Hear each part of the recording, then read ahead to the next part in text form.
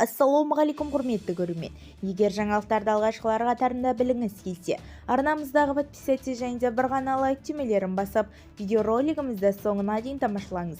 Ал онда біз бастадық. Дәулет Тұрлыхановтың ұлына қатысты қылмыстық іс қозғалды. Алматылық заңгер әйел күйеуін Тұрлыхановтың ұлы соққыға жыққанын айтып полицияға шағым түсірді. Анна Дмитриевичтің сөзінше, олар қызды ұрып жатқан ер адамды тоқтатпақ болды. Қыз мені қатты құшақтап көмектесіңіз деп жан ұшқыра айқайлап жатты. Сол сәтте әлгі жігіт қызды тастап бізге жұмсай бастады.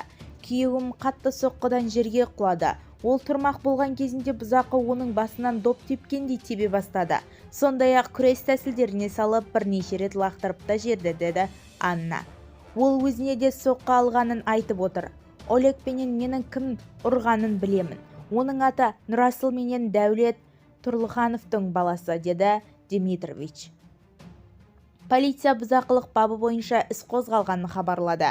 Материалдық прокуратураға жіберілген, өйткені күдікті әскери қызметші. Бізді тамашалауды жалғастырыңыз және де каналымыздың дамуына өз үлесіңізді қосқыңыз келсе, бір ғана лайк түймесін бізден аянбаңыз.